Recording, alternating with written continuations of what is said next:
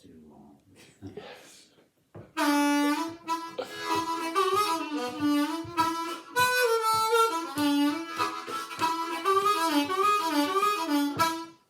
Yeah.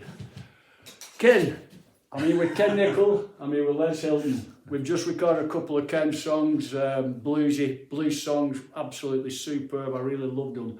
But I've got a question. What is the blues? What is the blues?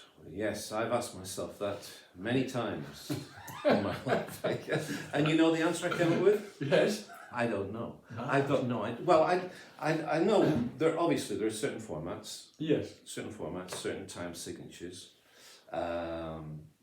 12-bar blues, 8-bar blues, 10-bar blues. But I suppose one of the main thing, or the main thing really, is just the heart, the feeling, the fact that you're saying something about life. Is it always a sad story though? It always seems to be a sad story, It's like that old country music joke, isn't it? If you sing a country music song backwards, your dog comes back to you, your wife comes back to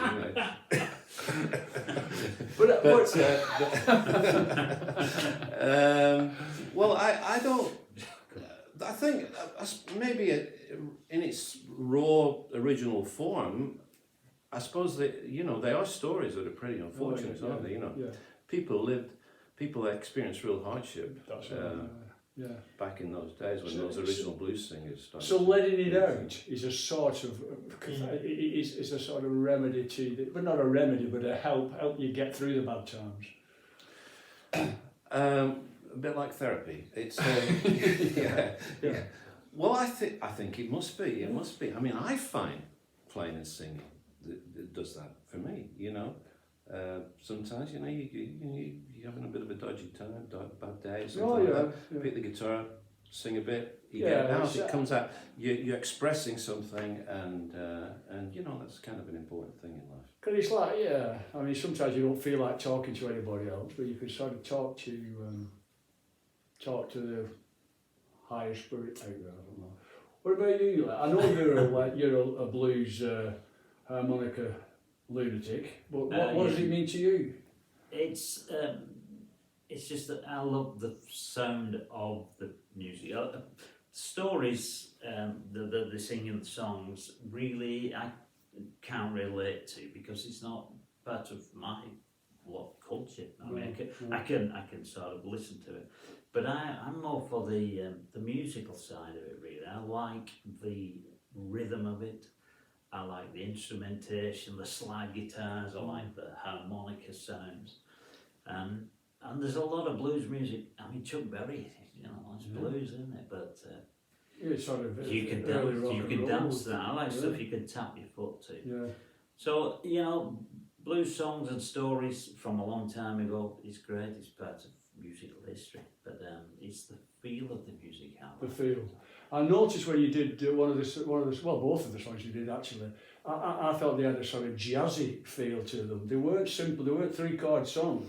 There were some quite complex little things going on there. And is that did the blues start off as a very basic thing and then become more sophisticated? Or? Yeah, well, I'm not an authority on this, but I would say so. Yeah, I would say so. I mean, some of those songs from the Tin Pan Alley days and everything that's some of my favourite writing. Fantastic songs, Making Whoopee and No One Knows You When You're Down and Out and all that kind of stuff. And you can hear the blues element, but they've got those fantastic chords in it as well. Yeah, well, that fully Nobody Loves You When You're Down. I wrote some silly lyrics to that because West Storm, where I live, the part of it's called Daisy Hill, so I rewrote it. Nobody loves you when you come from Daisy Hill, and we recorded it, didn't we? Yeah, you did that. And it's just like describing the mundane life of going to Manchester, working on a computer, or coming home. But nobody loves you from Daisy Hill. Well, that format suits it perfectly. Oh, absolutely. There's so much connectivity, if that's the right word, between different what we've given names to in terms of different styles of music. Whether it's ragtime,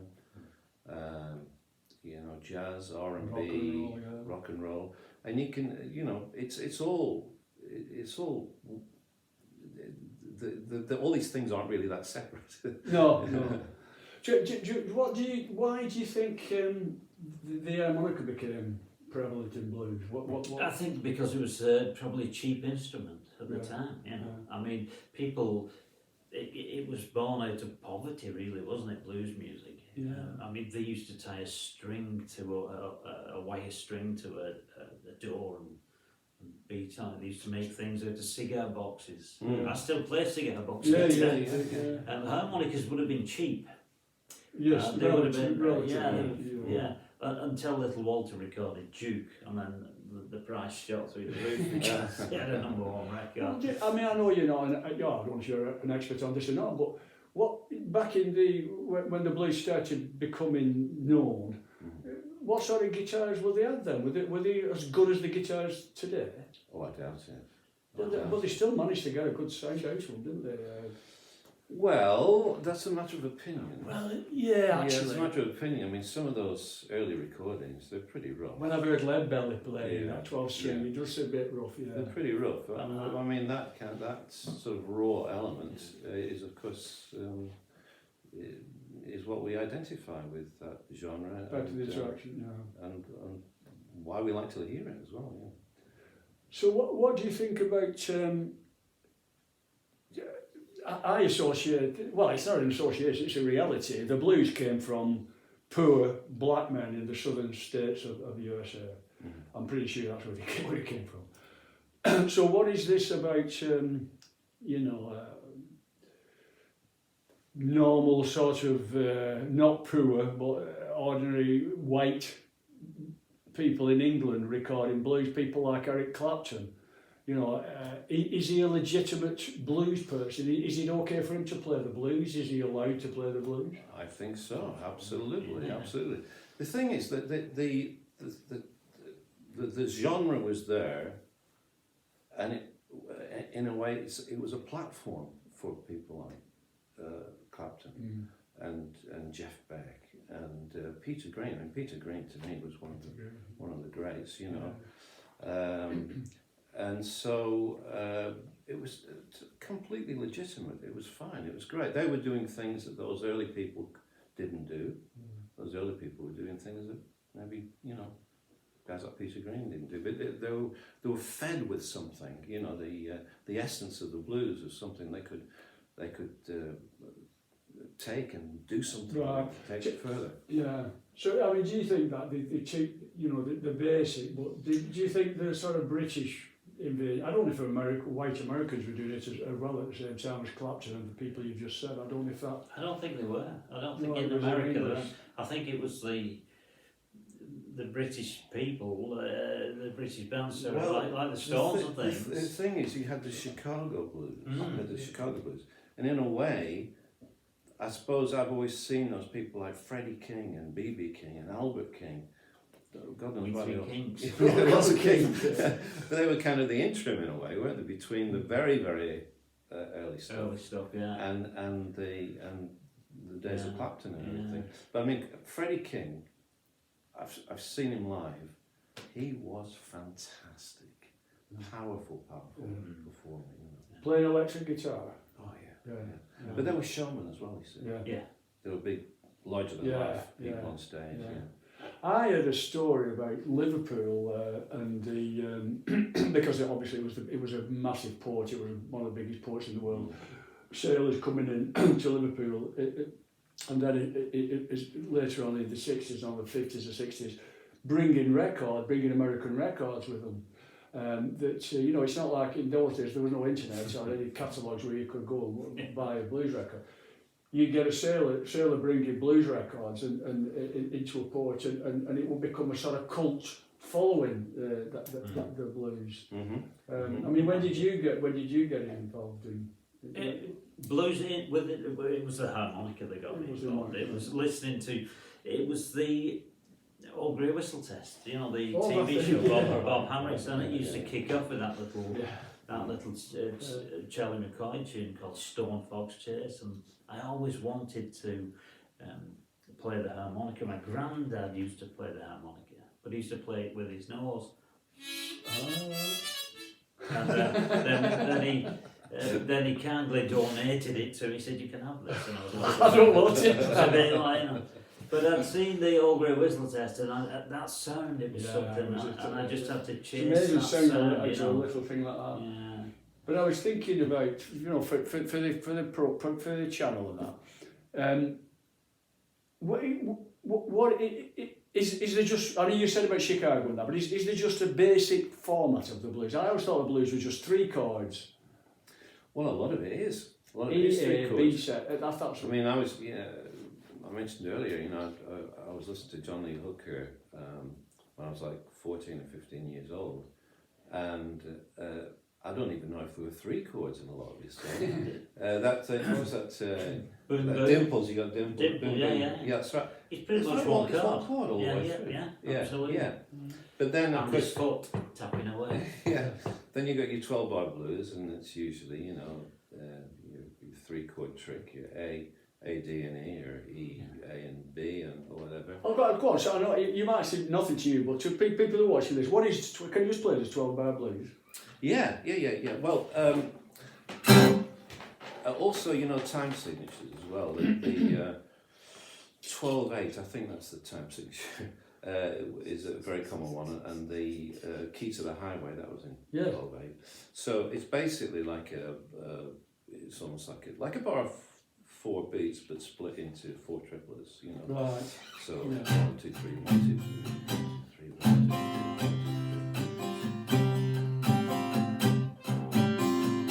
So it's like 4 triplets in a bar, and a 12-bar, you know, you can just count it like this.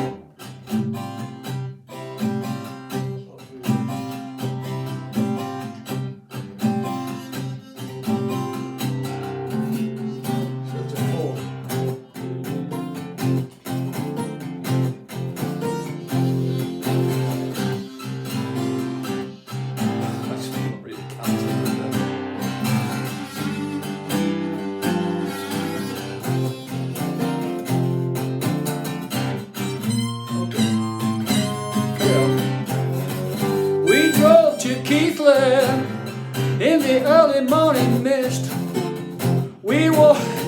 I won't run with that. But yeah, that is what I think is the blues.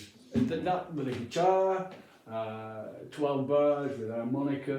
It's a very common progression, the 12 bar, but there's lots of different progressions. And like Ken said, you can just stay on one chord. Yeah. Hill Country Blues is mainly just one chord, yeah. Go and listen to Junior Kimbrough, it's fascinating. Yeah, I must try that. I mean, I'm sort of leading this conversation, but I know I probably know the least about blues in the conversation. But I like what we were talking before. The people who originated, I think, were poor people living in desperate situations, I suppose. It's like being a Preston. Yeah. Well, it's what he knew.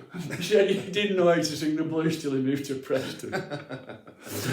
No, I love Preston. I don't want to offend anybody. I went to a place in America, a town. I think it's America's poorest town, and it's the smallest population. It's called Alligator. Alligator. Yeah, and I went, and there's hardly anything there. It's a real poor town, but they have got a blues club. Believe it or not. Right. So that music still brings people together, no matter what what the conditions. You can have a fantastic B.B. King's blues club or what have you in Chicago or on Beale Street. Oh, believe it or not, I played at B.B. King's club. Have you? In New York. Wow. Yeah. Was he in? No, he wasn't there. He wasn't there at the time. It was a nice club. It was a great night, actually. Yeah. But that was with Steel Eye, but hardly a blues band. Fantastic. Well, no, that's unusual. Because we were talking about that. You were in USA for quite a while, weren't you? I lived over there from 1979 to about 88, something like that. And were you doing your own music? Largely, yeah. Yeah. Just Yeah. writing, trying to get record deals and all that kind of stuff. But living the LA lifestyle. Yeah. Well, was there a blues element in any of that? There's always been a blues element in my playing and writing, I think. Or if you look for it, you'll find it. Yeah. But it was a bit that during that period, it was a bit of a departure to a more sort of commercial view angle. I know Les has taken it to a different level, really. With it, he's only recently last year got married, and yeah, I did. I understand that you took your beloved on a tour of all the graveyards of the dead bluesmen. Is this right? We did. We went to Chicago first to see Chess Records, then we went to Memphis and saw Sun Records, and then we toured from Memphis all the way through the Mississippi Delta. Went to Clarksdale and went to visit lots of dead bluesmen. Elmore James, Robert Johnson, Charlie Patton, all kinds of wonderful. Where's this Crossroads then? The Crossroads. I went to the Crossroads. It's near Dockery's plantation, which is where a lot of the blues guys used to work there. And then at weekend they'd let the herd out and have a bit of a sing-song. But just up the road from Dockery's is this famous crossroads where Robert Johnson is said to have done his deal with the devil. Yeah, sold his soul. I went there, and oddly enough, it was deserted until I stood in the centre of the crossroads, and then a car started speeding up. Wow. And I stood to one side and slowed down and they went past. Yeah. And I never thought about it until afterwards, and I thought, I nearly got run over then. See, I got Very astute. I got a completely false introduction to the blues because I've been following Bob Dylan from 1963, freewheeling Bob Dylan. And there's songs on there like Bob Dylan's Blues, Talking World War III Blues, There's Something Blues, this blues, that blues, that blues. And I thought that was the blues, but it's not, is it? It can be, I suppose, if he says so. I just don't see the same definitions or the clear definitions between all the music. You can call something blues, you can call anything blues. I suppose it's just a feeling, isn't it? Whatever Well, yeah, that's music the you feeling. set it to, it doesn't really matter, I suppose. Well, that feeling thing, that's a mental thing. It's a verbal thing. It's a thought pattern thing. I am down. I want to get it out. But the musical element of it, I don't know where that comes from. The musical element. I think those instruments that they must have had back in those days when they first started were quite primitive. Oh yeah, I'm pretty sure. Yeah. And why? Where does the harmonica come in? Why does that? Like I said before, it would have been a cheap instrument. It would have cost a few cents, I would imagine. Like I said, until Little Walter had a hit with Duke, which was a harmonica instrumental, and then the price went through the roof. But they were a cheap thing to buy. And you could make instruments as well. Bo Diddley, you've heard of Bo Diddley, but a diddley bow is just a one-string thing which they used to tie up against the side of a building and smack the piece of fence wire. And they make percussion. Percussion is banging anything, I suppose. So it's very, very. You can make music out of next to nothing. But that's where it started with this primitive thing, and it's gone on. Is there a link between blues and jazz? Oh, I'd say so. Yeah, absolutely. And you can hear it in some of those old songs from the Tin Pan Alley days and everything. I do a song called "Making Whoopee." Remember Making Whoopee? Yeah. Very jazzy chords, but a real bluesy feel to it. Yeah. Nobody knows when you're down and out. What's it? Georgia. Plays it. Pardon? Plays a bit of that. Well, I'll have to get my other guitar. Okay, the other guitar. We'll come away, can't we? We're not going anywhere. Okay. You've got a version. Yeah, I've got a version of Nobody Nobody Loves You When You're Down and Out. I rewrote it to say Nobody Loves You When You Come From Daisy Hill. Which is,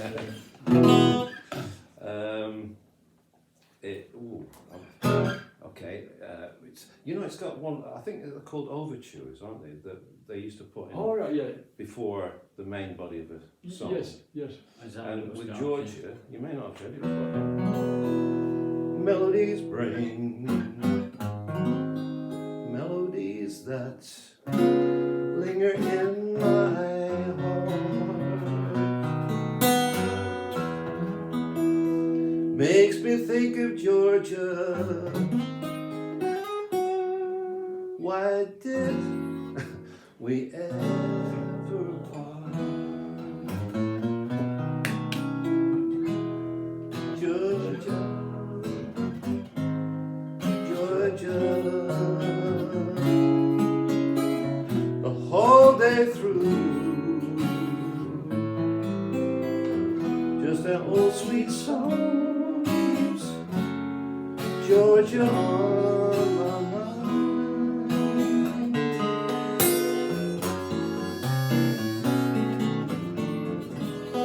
Yeah, that's really Yeah, it's lovely. definitely- But I can see It's there a the great link chorus, between yeah. the blues and the jazz. Mm. Well, that's been a fascinating little unrehearsed chat. But it's really, thank you very much again, Nicol, for inviting us into his kitchen and me bringing Les Hilton with us. I think you'll hopefully hear some of the blues songs we did before. Thanks very much, everybody. Wouldn't like to do that twice.